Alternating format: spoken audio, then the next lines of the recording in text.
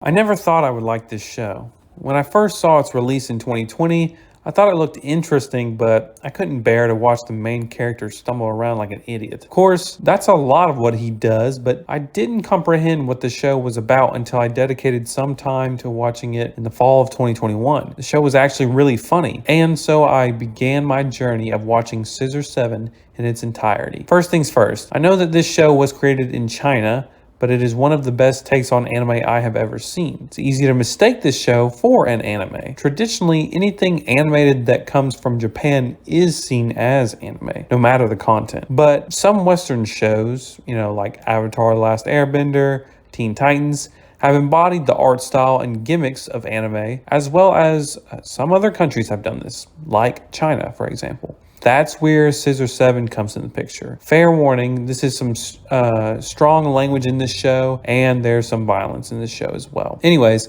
7 is an amnesia-riddled guy who winds up with this talking chicken who becomes his boss / best friend. His name is Daibo, and he is mainly concerned with making money. 7 wants to find out what happened to him and why and how he lost his memories. Along the way, 7 fights different foes, gains some friends, and peels back more and more of his past. But I'm not here to delve into the story per se. I just want to talk about how well this show hits multiple themes while balancing the line of comical and serious. Let's start with the humor. SCISSOR 7 does a fantastic job of cracking jokes, whether it's a situational irony or just the main characters making jokes at the expense of one another. Okay, so look, right here, in this scene of episode 2, 7 does an athletic flip jump directly into stabbing his fingers through his opponent's glasses, but his glasses are above his eyes. I mean, that's hilarious. It's these little moments of surreal humor that this series is built on. What I mean is that the show directly subverts your expectations in a comedic way, but that does not distract from the serious and down-to-earth nature of the plot. Again, as I have stated in some of my previous videos, a great series will balance multiple tones, not just stick to a single genre. I get it. Describing comedy ruins its subtlety, but I must emphasize the brilliance of this aspect of SCISSOR 7 to fully explain its merits. Next, we have the character development. Every episode in the first season brings a new character that gets some sort of background info. I don't want to spoil anything, so what I will say is that each character is important. They make that obviously clear. I really enjoy the progression of the plot as well. Each character has an impact on 7, and he also impacts them in a particular way.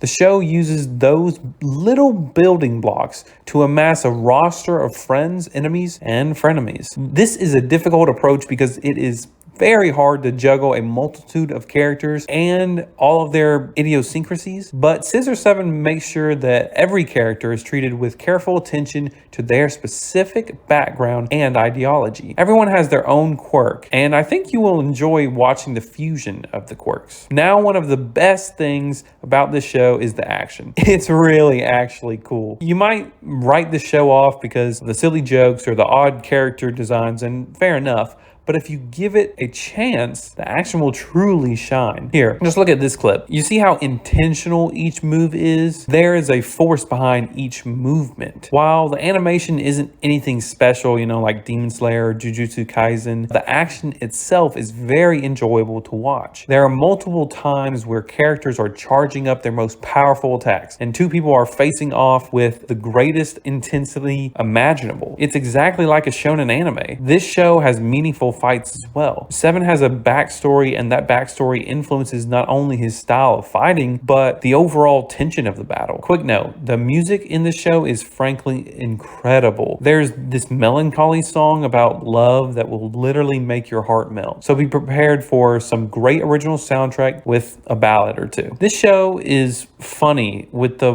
right blend of wacky, but it can have some very serious moments, like the shonen anime-esque type of fights that that we see, and Seven becomes a hero in his own way. SCISSOR 7 is an all-around great show with great action and an interesting story. Plus, there's a lot of humor. It serves as a living testament to how influential anime tropes are and how to use them correctly. There's supposed to be a movie, I believe, released soon, and after that, season 4. So go ahead and check out SCISSOR 7 on Netflix, seasons 1 through 3 right now. I can't wait for the 4th one. How about you?